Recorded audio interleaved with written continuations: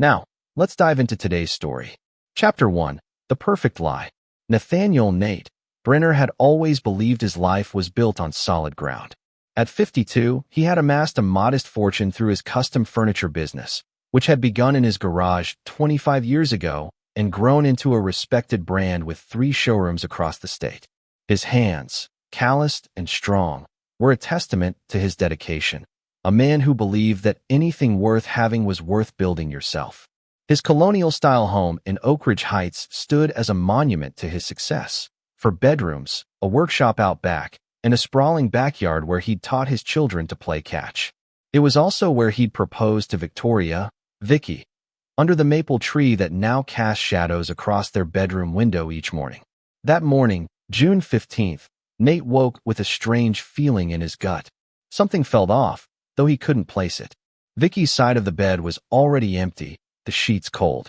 Unusual for a Saturday. "Happy birthday to me," he muttered to himself, swinging his legs over the side of the bed. 55 years old today. Not old, but not young either. He'd noticed more gray in his beard lately, more creases around his eyes when he smiled. Downstairs, the house was oddly quiet. He expected to smell coffee, hear the weekend news playing softly in the living room. Instead, nothing. A note on the refrigerator caught his eye. "Getting things ready for tonight. Back soon. V. Right. The birthday dinner." Vicky had insisted on throwing him a party this year. Nothing extravagant, she'd promised. Just family and a few close friends. Nate had reluctantly agreed, never one for being the center of attention. He spent the morning in his workshop, losing himself in the familiar rhythm of sanding and staining. The cherrywood console table was a commission for a long-time client, but Nate had been adding special details, inlaid maple leaves along the edges, as a personal touch. His phone buzzed with birthday wishes from vendors and old friends, but nothing from his children. Alexander, 27, worked at a law firm in the city. Olivia, 24, had graduated from college last year and moved back home temporarily while starting her graphic design career. By late afternoon, Nate had showered and changed into the new blue button-down shirt Vicky had left on their bed. A gift, he presumed. The house was now alive with activity. Vicky directing caterers, Olivia arranging flowers, and Alex, surprisingly home early from the city, setting up a bar on the patio. "There he is," Vicky called, crossing the room to kiss him on the cheek. At 51, she still turned heads with her blonde hair and infectious laugh. "Happy birthday, honey. Everything's almost ready." Nate noticed the slight stiffness in her embrace, the way her eyes didn't quite meet his. He'd sensed a distance growing between them over the past year. Empty nest syndrome, they joked, though Olivia had moved back in. But it felt deeper than that. By 7, their backyard was filled with familiar faces. Sam Westfield, Nate's oldest friend and fishing buddy, clapped him on the back and handed him a glass of bourbon. Diana Winters, their neighbor who had watched the kids grow up, brought her famous pecan pie. Even Howard Fulton, the retired detective who had become a regular at Nate's showroom, chatting about woodworking techniques, made an appearance. "Speech," someone called after dinner, as Vicky disappeared into the house. Nate reluctantly stood, bourbon in hand. "Thanks for coming, everyone. You know I'm not one for big celebrations, but..." The sliding glass door opened, and Vicky emerged carrying a cake with lit candles. Behind her came Alex and Olivia, both looking solemn. Too solemn for a birthday celebration. "Before you blow out the candles," Vicky said, her voice steady but cold, "we have something for you." Alex stepped forward, manila envelope in hand. "Dad, we've been planning this for a while now. It's time." The backyard fell silent. Nate took the envelope, confused. Inside were papers, legal documents, divorce papers, and beneath them, an eviction notice. "What the hell is this?" he asked, looking up at his family. They stood together, a united front against him. "We're selling the house," Alex said, his law school confidence on full display. "Mom gets 70%. Olivia and I split the rest. And you get nothing," Olivia added, her voice trembling slightly, but her eyes hard. "The business stays with Mom. It's all outlined in the prenup revision you signed last year." Nate's mind raced. The insurance paperwork Vicky had asked him to sign during tax season. He'd trusted her, hadn't even read it. "You've been so busy with your precious furniture that you never noticed what was happening right under your nose," Vicky said, setting down the cake. "We've outgrown you, Nate." The guests shifted uncomfortably. Some began to leave quietly, embarrassed to witness such a private humiliation. "Happy birthday, loser," Alex sneered, and Nate felt his heart crack at the contempt in his son's eyes. The three of them, his family, his world, exchanged smug glances and actually laughed. Nate looked at the papers, then at the faces of his wife and children. 29 years of marriage. A lifetime of memories. All a lie. With steady hands, he pulled a pen from his pocket. He signed the papers, one after another, his signature as flawless as it was on the custom furniture warranties he prided himself on. "Fine," he said simply, handing the papers back to Alex. Then he turned and walked into the house, up the stairs, to pack what remained of his life. Chapter 2. Ashes and Embers. The roadway in on Highway 16 became Nate's home for the next 3 days. A generic room with faded wallpaper and a mattress that had seen better days. He sat on the edge of the bed, phone in hand, scrolling through decades of family photos. Birthdays, Christmases, graduations. Had it all been a performance? Nate wasn't a man who cried easily, but alone in that room, the weight of betrayal crushed down on him until tears came. Not sad tears, angry ones. White-hot and corrosive. On the 4th day, he rented a storage unit for his tools and personal belongings, then checked out of the motel. His next stop was Westridge Bank, where he withdrew $30,000 in cash, his emergency fund, kept separate from the joint accounts. "Planning a vacation, Mr. Brenner?" the teller asked pleasantly. "Something like that," Nate replied. "A fresh start." That afternoon, he purchased a used Ford F-150 with cash and loaded it with his essential tools. By nightfall, he was crossing the state line, heading west. No destination in mind, just away. Away from the hollow shell that had been his life. 300 miles later, he pulled into a roadside motel and finally checked his phone. 27 missed calls. 15 voicemails. Dozens of text messages. All from Sam, Diana, and a few other friends. None from his family. He listened to Sam's first message. "Nate, what the hell happened? Call me. Everyone's talking. Vicky's saying you had some kind of breakdown," and took off. Nate deleted it without listening to the rest. Let them wonder. Let them talk. He found a bar down the street from the motel, a dim, anonymous place where no one knew his name or his shame. 2 whiskeys in, a woman with tired eyes slid onto the stool beside him. "You look like you've had one hell of a day," she said. "One hell of a life," Nate corrected, raising his glass. Her name was Marissa Calloway, a freelance photographer passing through on assignment. They talked until closing time, about everything except what had brought him there. She didn't pry, and he appreciated that. "Where are you headed?" she asked as they walked back toward the motel. "I don't know yet," Nate admitted. "Somewhere I can start over." "I know a place," Marissa said. "Little town called Riverstone, about 3 hours north. Good people. Simple living. And they could use a skilled woodworker." 2 days later, Nate drove into Riverstone, population 4,862. A former mill town turned artisanal hub, nestled between mountains and a winding river. Marissa had given him the name of a friend who owned rental properties. By sundown, Nate had secured a small cabin on the outskirts of town and a lead on workshop space. A week passed, then another. Nate established a simple routine: coffee at dawn, work on small projects to rebuild his portfolio, evening walks along the river. He changed his phone number, but kept his old one active, forwarding to a voicemail that he checked periodically. The messages from Victoria and the kids began soon enough, confusion turning to frustration, then anger, then something that almost sounded like concern. "Dad, where are you? Mom's freaking out. The business is suffering without you. Call me back. Nate, this isn't funny anymore. We need to discuss the divorce settlement. My lawyer can't proceed without your input. Daddy? It's Olivia. Please come home. I'm sorry about what happened. We just thought. Please call me." Nate saved each message but returned none of the calls. Let them stew in the uncertainty. Let them feel a fraction of the disorientation he'd experienced.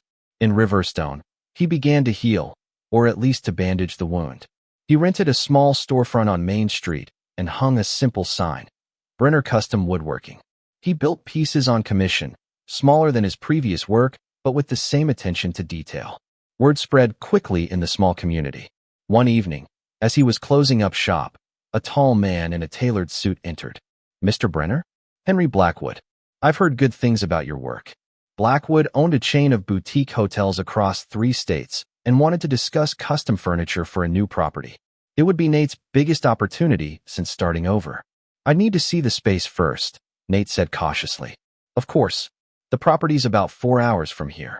Would next weekend work? As Blackwood left, Nate felt something stir within him. Not just professional interest, but the first ember of a plan beginning to glow. That night, he opened his laptop and did something he'd resisted for weeks. He searched for news from home. It didn't take long to find what he was looking for. The local business journal had a feature on Victoria Brenner, now sole owner of Brenner Furniture Designs, and her exciting new direction for the company. The photo showed Victoria at a gallery opening, champagne in hand, beaming at the camera. Beside her stood Lawrence Donovan, described as the company's new creative director. Nate recognized him immediately, a furniture designer from Chicago whom they'd met at a trade show 2 years ago. Lawrence's hand rested comfortably on Victoria's lower back, a gesture too intimate for mere colleagues. The puzzle pieces clicked into place. Not just a betrayal, but a calculated takeover. Victoria and Lawrence, plotting together. The children, bought off with promises of inheritance. Nate, the obstacle to be removed. He closed the laptop and walked to the window, staring out at the moonlit river. The ember in his chest was now a steady flame. So that's how it is, he murmured to himself. That's how it's going to be. He pulled out a notebook and began to write. Names, dates, connections. The outline of something that would eventually become justice. Or vengeance. At this point, Nate wasn't particular about the distinction. Chapter 3. The Architect of Ruin. The Blackstone Hotel in Denver was exactly the type of establishment that would appeal to Lawrence Donovan's aesthetic, sleek, modern, with carefully curated rustic elements that rich people found charming. As Nate toured the property with Henry Blackwood, discussing wood types and design concepts, his mind was cataloging every detail for a different purpose. We'd want each piece to tell a story, Blackwood was saying. Our guests come for experiences, not just a place to sleep. I understand completely, Nate replied, his professional mask firmly in place.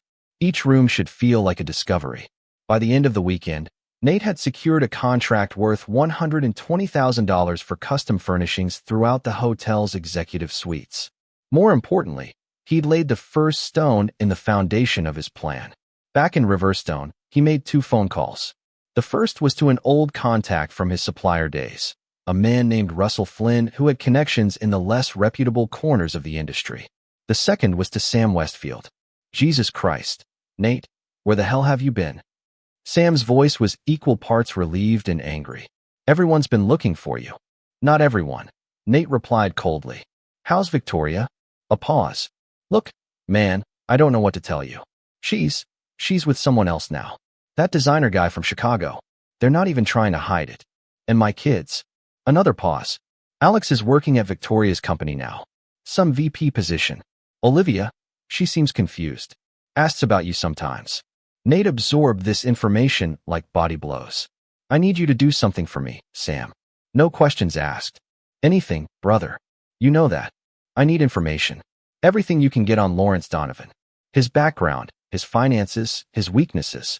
I know you still have contacts from your insurance investigation days. Nate, what are you planning? Just information, Sam. That's all for now. Over the next month, Nate worked 18-hour days, building furniture for the Blackstone contract by day and constructing his revenge by night.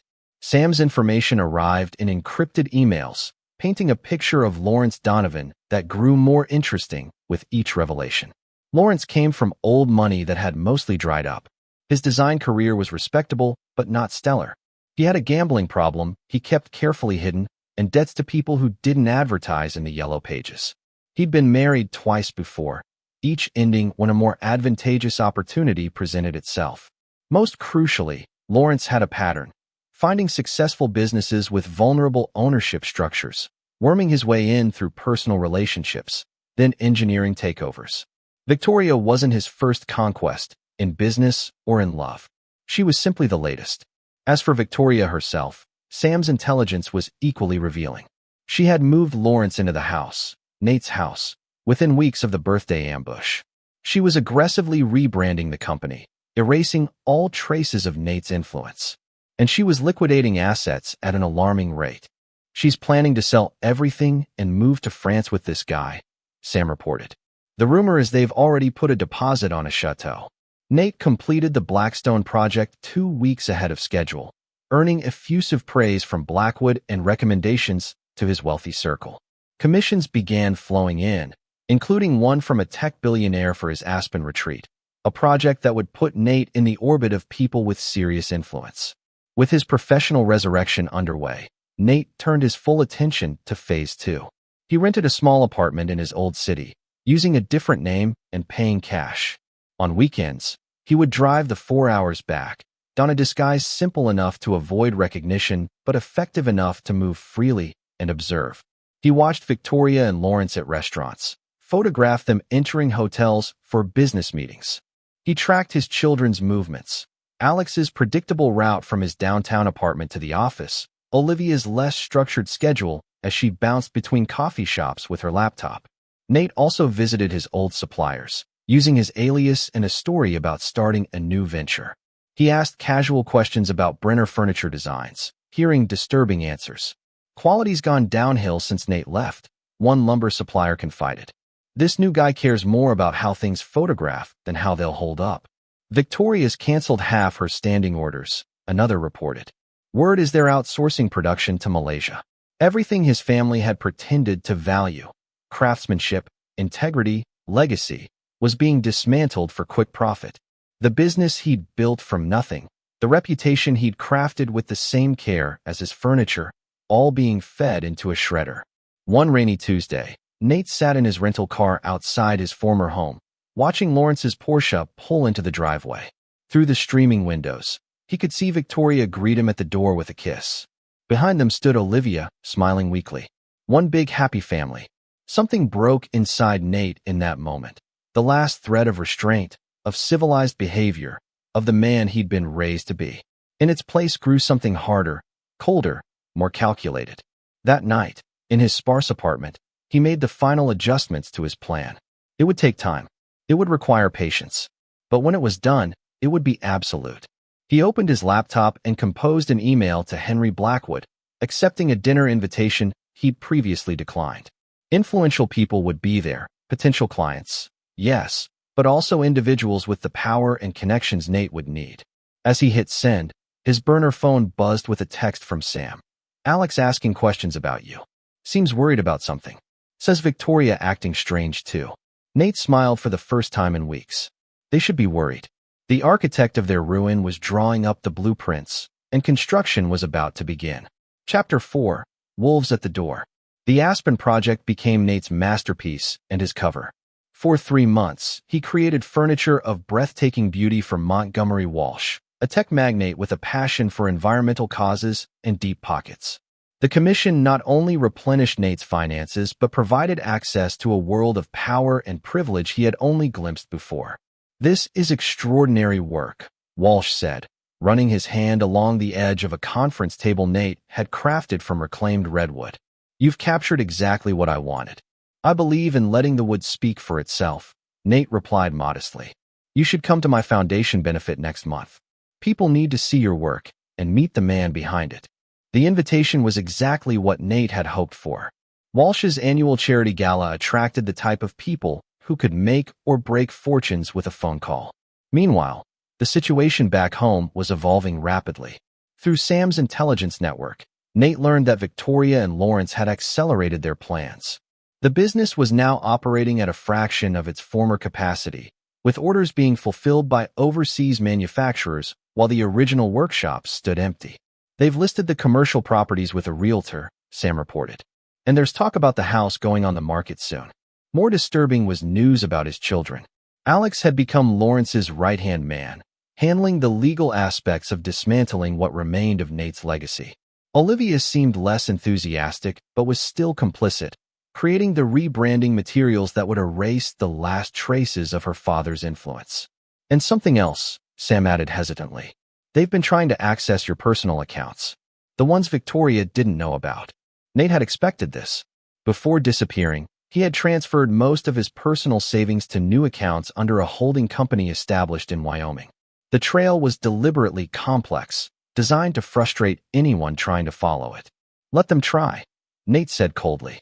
They'll find nothing but dust. The next phase required careful timing.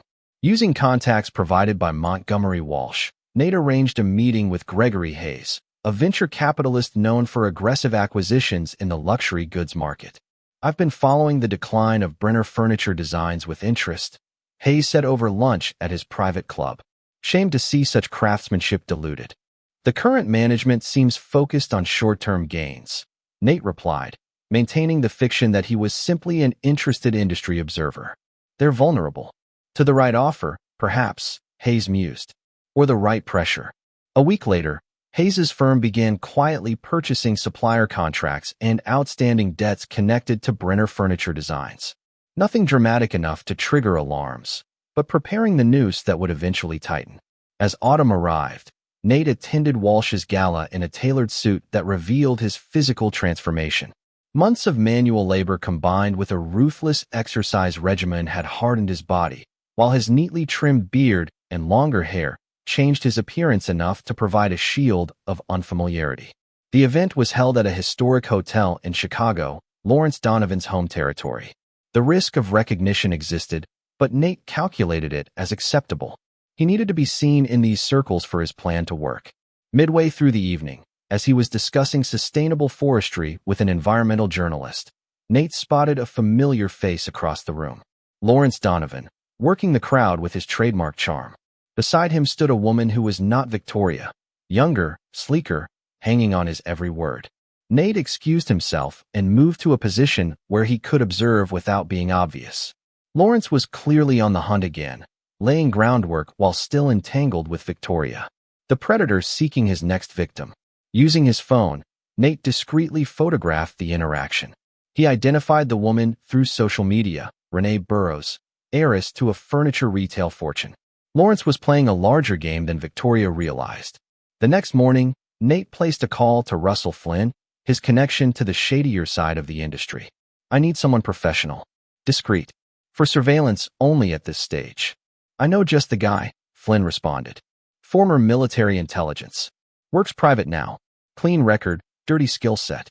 The operative, who identified himself only as Miller, began shadowing Lawrence the following week, documenting his movements, his meetings, his indiscretions. The evidence accumulated. Lawrence was systematically betraying Victoria professionally and personally, setting her up to take the fall when the business inevitably collapsed. Nate's next move targeted his son directly.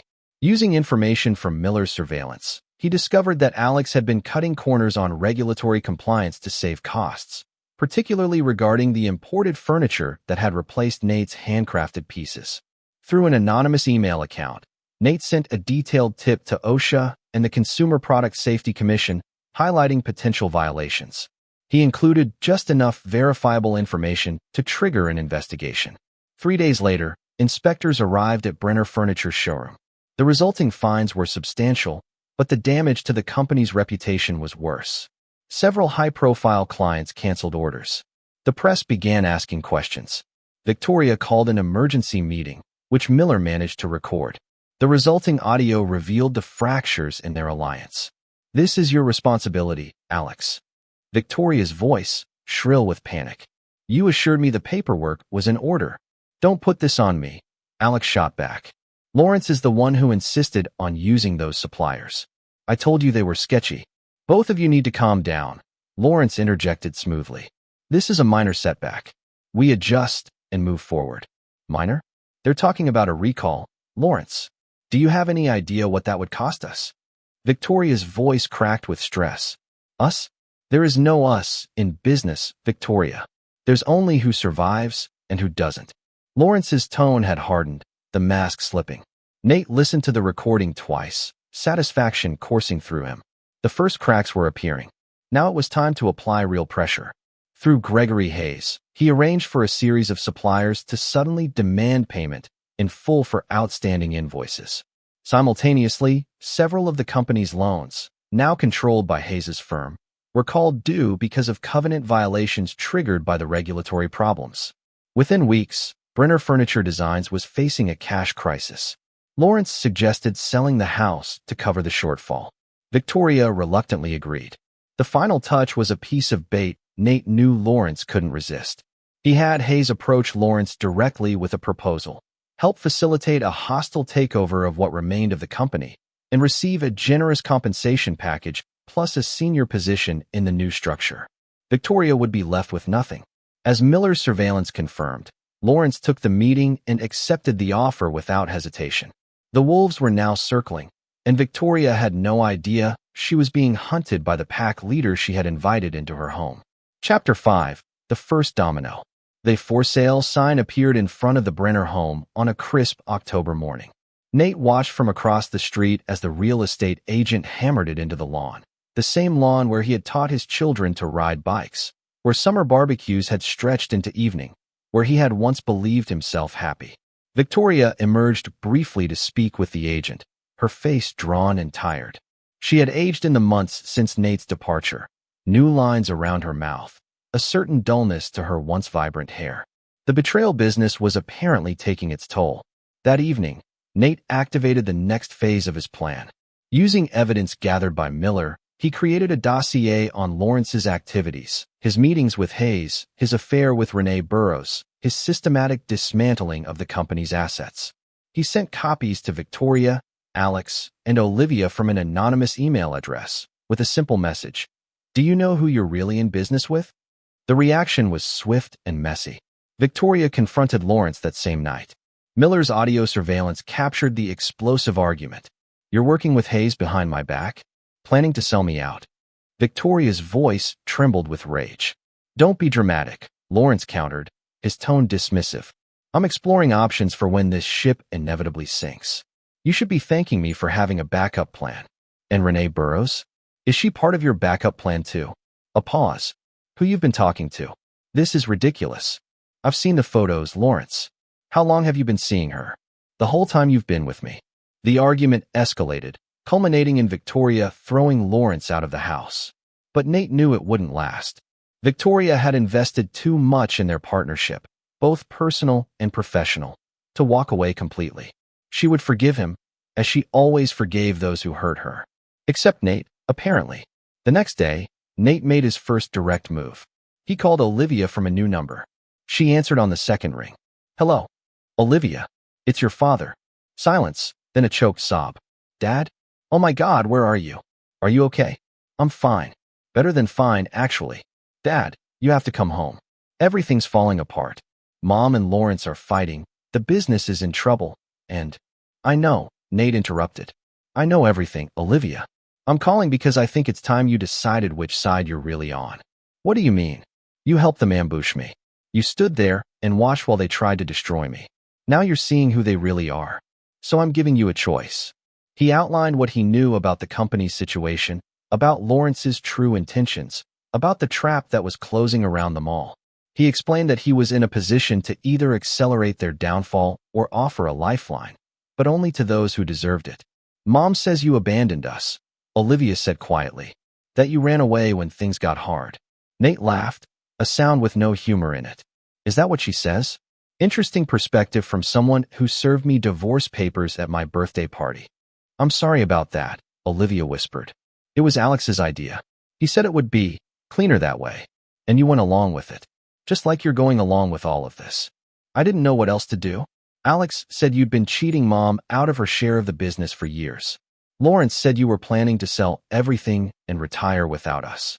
The lies stunned Nate into momentary silence. Then cold fury washed through him. "And you believed them? Without ever asking me?" "Dad, please.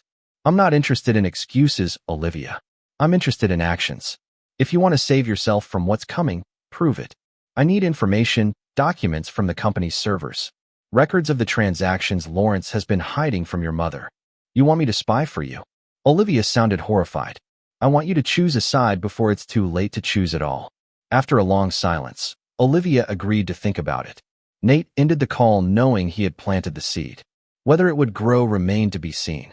Meanwhile, Lawrence had indeed reconciled with Victoria, just as Nate predicted. His smooth talking had convinced her that the meetings with Hayes were merely intelligence gathering, and that Renee was pursuing him, not the other way around. Victoria, desperate to believe him, accepted these explanations. But the company's problems couldn't be explained away. The regulatory fines had triggered a clause in their bank loans, accelerating payment schedules. Orders were being canceled as word spread about quality issues. And now the house wasn't selling. Potential buyers mysteriously backing out after initial interest. What Victoria and Lawrence didn't know was that Nate had arranged for Hayes to quietly approach each serious buyer, sharing concerning information about neighborhood crime trends and planned construction that would impact property values. All fabricated, all effective. 2 weeks after his call to Olivia, Nate received an encrypted email containing exactly what he'd asked for. Internal documents showing Lawrence's systematic looting of the company's remaining assets. Olivia had made her choice. Nate forwarded key documents to the company's minority shareholders, former employees to whom he had given small ownership stakes over the years. People who had remained quiet during the takeover, but who now had evidence of malfeasance. The shareholders called an emergency board meeting, demanding explanations. Lawrence attempted to charm his way through, but the evidence was too explicit. The board voted to engage forensic accountants and legal counsel to investigate. That evening, Lawrence withdrew $50,000 from his personal account and booked a flight to Zurich. He was running, but Nate wasn't finished with him yet. Through Miller, Nate ensured that Lawrence's passport was flagged at the airport, not enough to prevent travel, but enough to cause delays in questioning. By the time Lawrence was cleared to board, he had missed his flight and was visibly shaken. As he left the airport, he received a text message from an unknown number. Running won't help. There's nowhere you can go that I can't find you. For the first time, Lawrence Donovan felt the cold touch of fear. Someone was orchestrating his downfall, and he had no idea who it was. Back at the house, Victoria was facing her own crisis. The bank had called their home equity loan due to the company's financial troubles. Without Lawrence's income, he had stopped returning her calls. She couldn't make the payments. Foreclosure loomed. Alex, panicking as his own role in the financial mismanagement came under scrutiny, began looking for someone to blame. He settled on his sister. "You must have given those documents to the shareholders," he accused during a heated argument at the house. "You've ruined everything." "Me? You and Lawrence are the ones who've been cooking the books." Olivia shot back. "Dad built this company from nothing, and you two destroyed it in less than a year. Dad abandoned us. He walked out and disappeared when we needed him most. After you humiliated him on his birthday. After you stole his company and threw him out of his own house." Victoria, listening from the doorway, felt the foundations of her carefully constructed narrative crumbling. The children were turning on each other. Lawrence had vanished. The business was imploding. And somewhere out there, Nate was watching it all unfold. As if summoned by her thoughts, her phone chimed with a text from an unknown number. "The first domino has fallen. The rest will follow." Victoria sank to her knees, finally understanding. Nate wasn't gone. He had been here all along, hidden in the shadows, methodically dismantling everything she had tried to build on the ruins of their marriage. "What have I done?" she whispered to the empty room. Chapter 6. The Spider's Web. "I understand you've hit a rough patch." Gregory Hayes's voice was professionally sympathetic as he sat across from Victoria in what remained of the Brenner furniture showroom. The space, once filled with Nate's handcrafted pieces, now displayed mass-produced imitations that weren't selling. "That's putting it mildly," Victoria replied, exhaustion evident in every line of her face. "Lawrence has disappeared with what was left in our accounts. The bank is foreclosing on the house. And now the shareholders are talking about a lawsuit." Hayes nodded thoughtfully. "Difficult situation, but not unsalvageable." "What do you mean?" "My firm specializes in restructuring troubled companies. We could offer you a lifeline. Not a generous one, I'm afraid, given the circumstances, but enough to clear your personal debts." Victoria leaned forward. "I'm listening." Hayes outlined a proposal. His firm would acquire Brenner Furniture Designs at a deeply discounted price, assume its liabilities, and retain Victoria as a consultant for 1 year. She would lose control and most of her equity, but would avoid personal bankruptcy. "It's the best offer you're likely to get," Hayes concluded. "I suggest you consider it carefully." After he left, Victoria called Alex to discuss the proposal. He was predictably furious. "You can't sell to Hayes. He's a corporate raider. He'll dismantle everything and sell it for parts." "We don't have a choice, Alex. We're out of options." "What about the investors Lawrence was courting? The ones in Dubai? They've gone silent." Everyone has. What Victoria didn't know, what Nate had carefully ensured she wouldn't know, was that his web extended far beyond Hayes. The investors from Dubai had been contacted through Miller's connections and warned about the company's precarious situation. Every potential lifeline had been systematically cut. Meanwhile, Nate continued building his new venture in Riverstone. Brenner Legacy Woodworks was developing a reputation for exceptional quality and innovative design. The waitlist for his pieces now stretched 6 months, and he employed 5 local craftspeople to help meet demand. His cabin had been replaced by a modest but beautiful home on the river, built partly with his own hands. To anyone observing, he appeared to be a man who had successfully reinvented himself after some unnamed setback. No one in Riverstone knew the full truth of his past or the scope of his ongoing vengeance. No one except Marissa Calloway, the photographer he'd met at the bar that first night. She had returned to Riverstone for an assignment and sought him out, curious about how the broken man she'd encountered had fared. Their friendship had evolved, not into romance.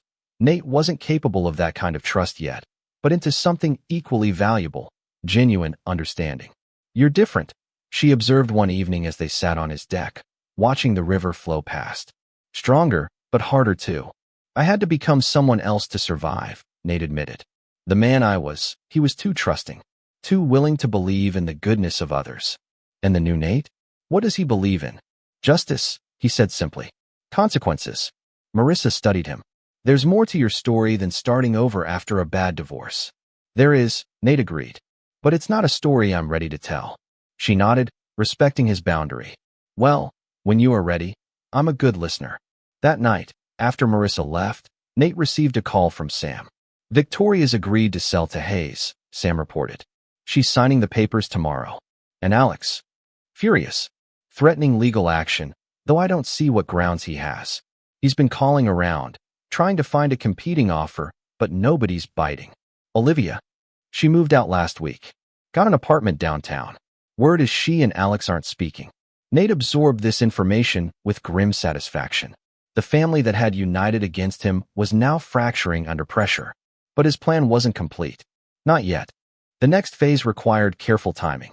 As Victoria signed away the company to Hayes, Nate was meeting with a different kind of investor, Damian Reed, a former client with connections to law enforcement.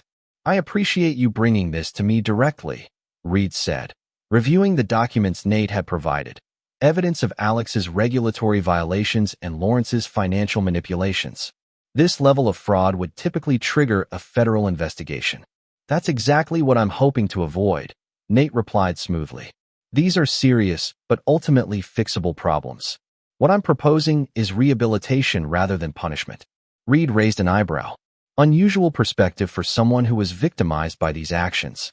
"I'm a builder by nature, not a destroyer," Nate said, the lie coming easily. "But I need leverage to ensure cooperation." What Nate proposed was elegant in its simplicity. Reed's investment group would acquire the company from Hayes, who was, of course, working with Nate all along, at a modest profit. They would restructure it around the original vision of quality craftsmanship, with Nate returning as chief designer. Alex would be offered immunity from prosecution in exchange for his shares and his resignation. Lawrence, when located, would face the full consequences of his actions. No deals, no mercy. "And Victoria?" Reed asked. "She retains a small stake. Enough to live on, not enough to interfere." Reed studied Nate thoughtfully. "This isn't just business for you." "It never was," Nate acknowledged. "But revenge without purpose is empty. I'm reclaiming what's mine while ensuring those responsible face appropriate consequences." The plan was set in motion. Hayes informed Victoria that he had received a better offer and was selling the company to Reed's group. She was welcome to retain her consultant position under the new ownership. "Who are these people?" Victoria demanded. "I've never heard of them." "New money," Hayes replied vaguely. "But they seem committed to preserving the brand's heritage."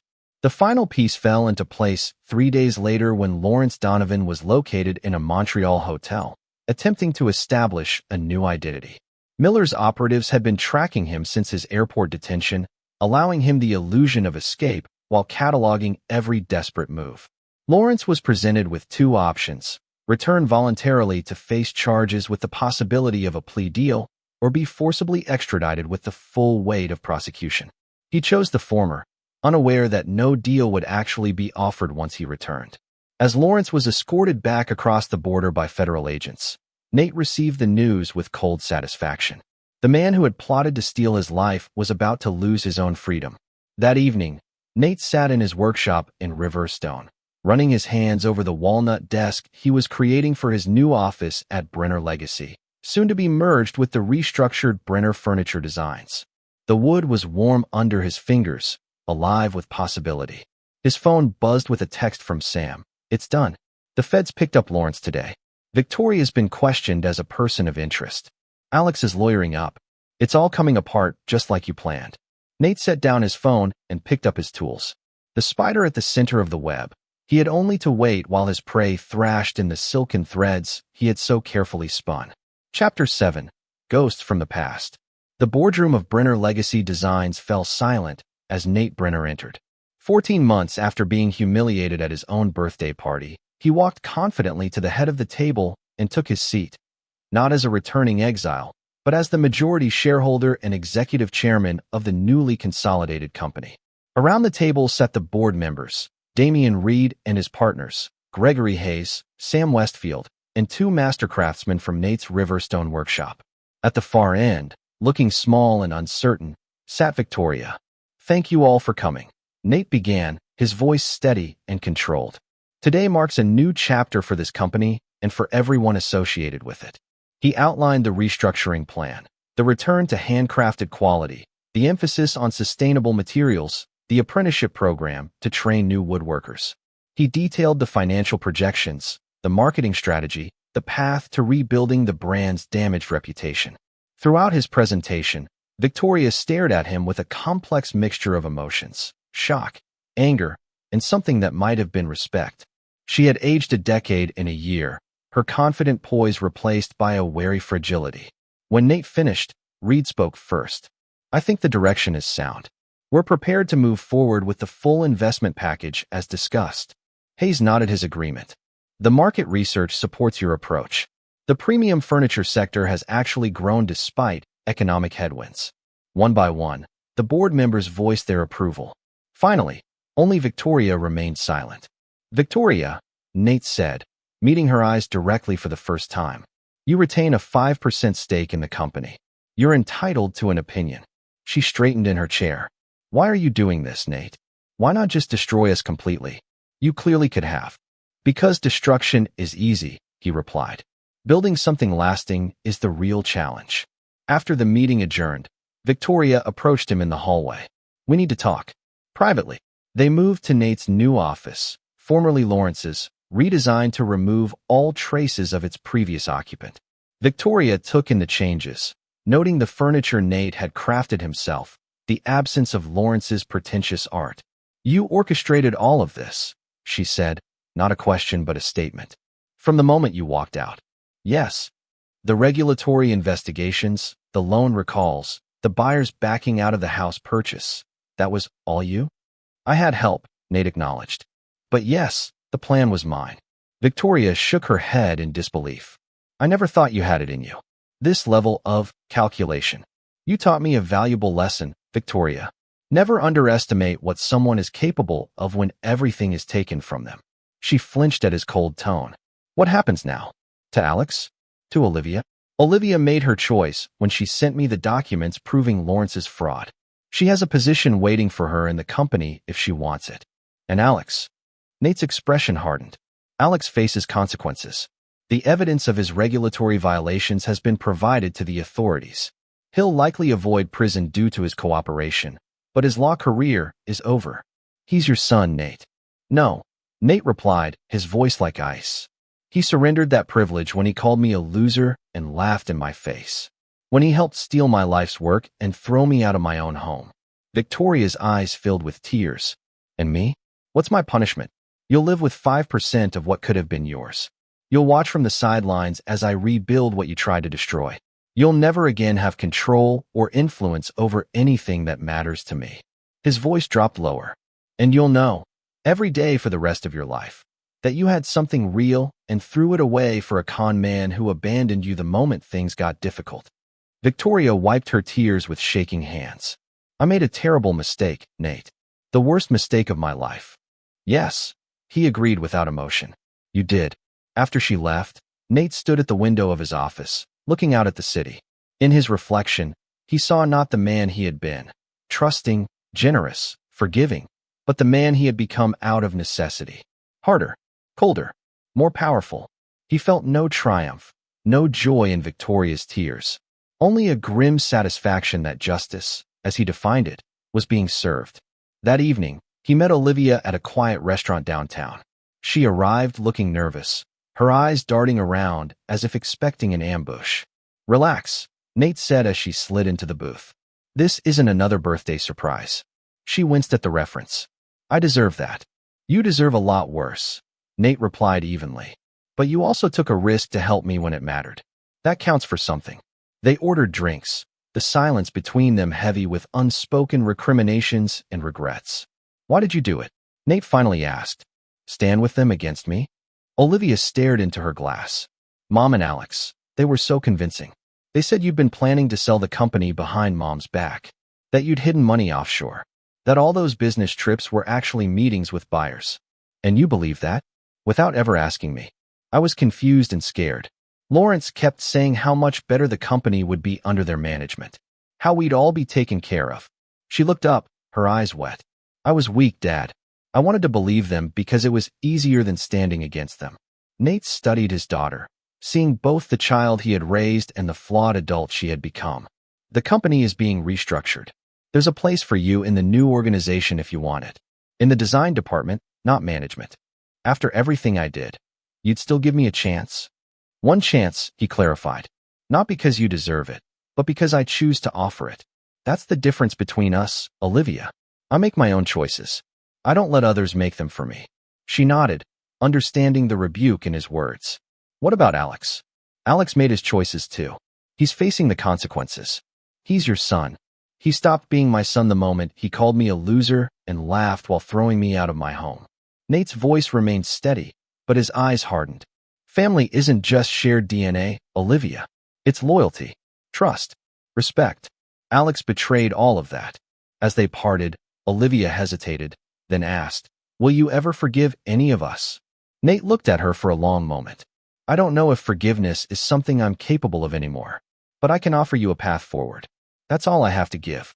Later that night, as Nate drove back to his temporary apartment, his phone rang. Sam's voice was urgent on the other end.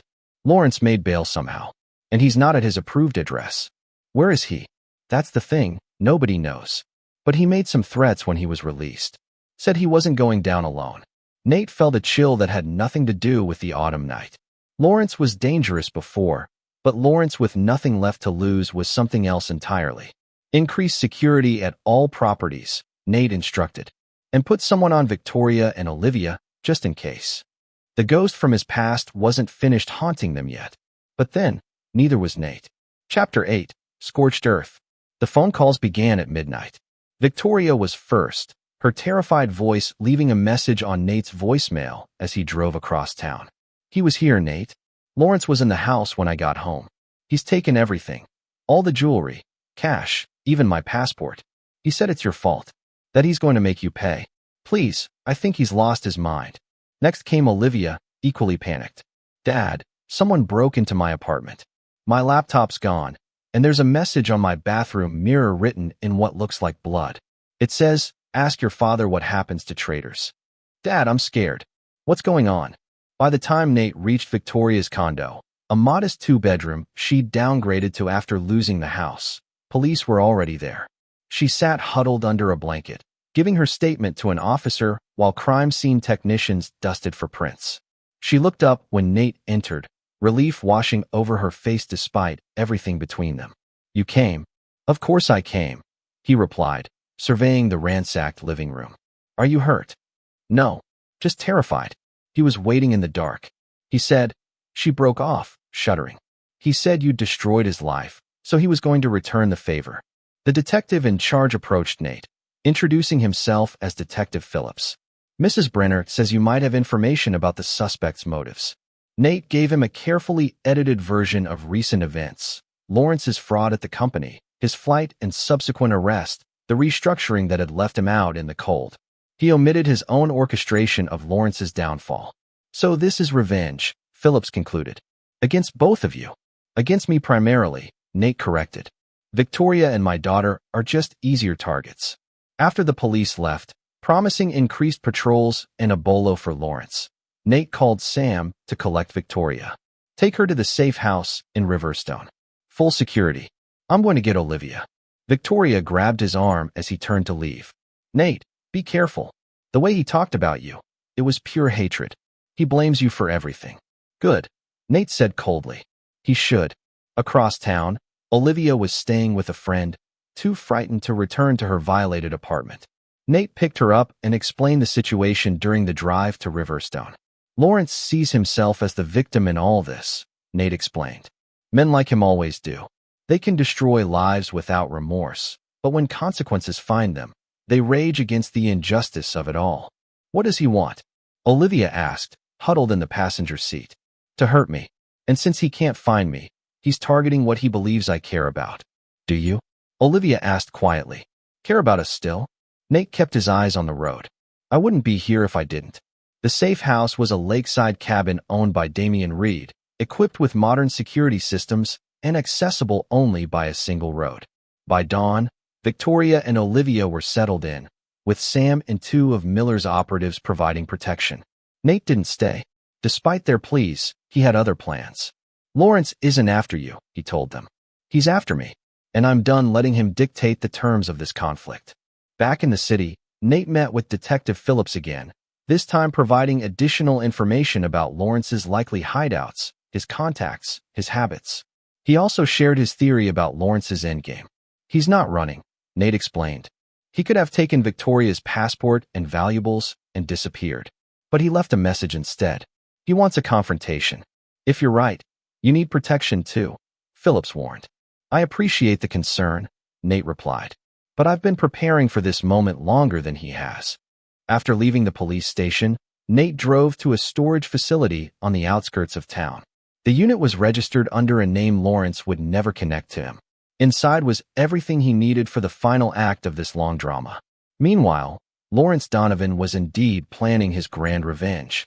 Holed up in an abandoned hunting cabin owned by a gambling acquaintance, he was methodically documenting everything he knew about the conspiracy against him. In his mind, warped by rage and humiliation, Nate had become an all-powerful puppet master who had orchestrated his destruction out of petty jealousy. The truth, that Lawrence had brought this on himself through his own greed and betrayal, was inconvenient to this narrative and therefore discarded.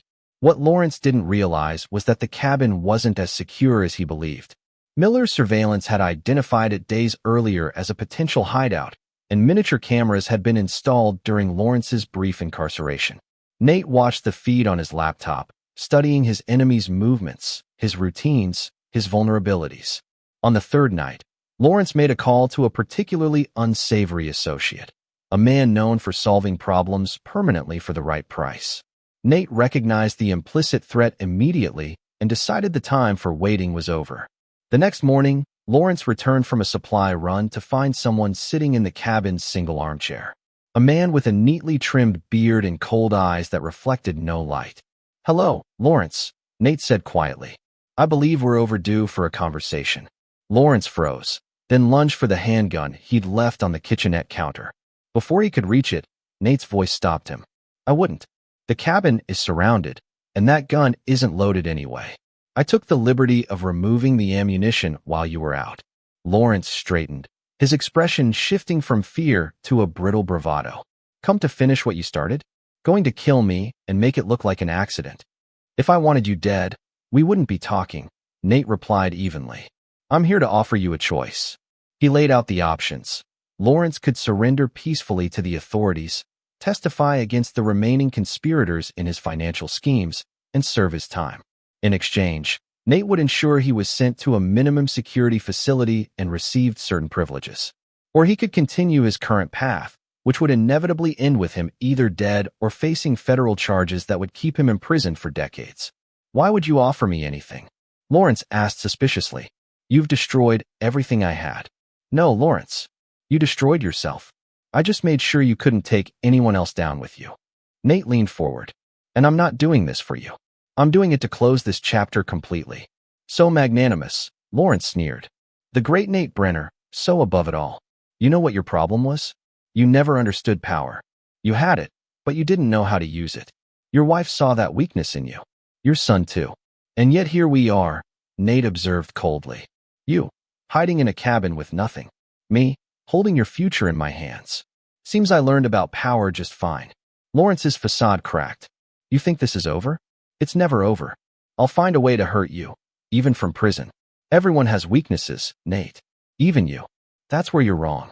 Nate stood, towering over the diminished man before him. My weakness died the night my family betrayed me. What's left isn't vulnerable to anything you can do. He walked to the door, then turned back. You have until sundown to decide. After that, the choice will be made for you. Outside, Miller waited by the car. He's unstable, the operative observed. Unpredictable. Yes, Nate agreed. That's why we're not really giving him a choice. By nightfall, Lawrence had made no contact. As Nate had predicted, his pride wouldn't allow him to surrender, even when it was clearly the rational option. Miller's team moved in quietly, tranquilizing Lawrence before he could react. By morning, he was in federal custody, the evidence of his financial crimes supplemented by new charges of breaking bail, burglary, and making terroristic threats. No deals were offered. No leniency granted. Lawrence Donovan would serve his full sentence in a maximum security facility, surrounded by criminals far more dangerous than the white-collar fraudsters he had expected to join. Nate watched the news of Lawrence's capture from his office at Brenner Legacy, feeling not satisfaction, but a hollow finality. Another chapter closed, another enemy neutralized. That afternoon, he called Victoria and Olivia to inform them they could return home safely. Victoria asked if he would join them for dinner, a peace offering of sorts. I appreciate the invitation, Nate replied formally. But I have other commitments. Those commitments included a meeting with his lawyers to finalize one last piece of business, the complete legal separation of Victoria from any remnants of their shared past. The divorce, delayed by Lawrence's schemes and legal complications, would finally be absolute. As he signed the papers, Nate felt the last threads of his old life severing. The man who had celebrated birthdays with family, who had believed in second chances and forgiveness, was gone forever. In his place stood someone harder, colder, more solitary, but also more powerful and clear-eyed about human nature. It was, he decided, an acceptable trade. Chapter 9, From the Ashes. 1 year later, Nate stood at the edge of his property in Riverstone, watching the sun set behind the mountains.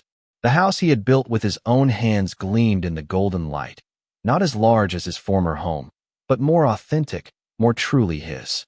Brenner Legacy Designs had not only recovered but thrived beyond all projections.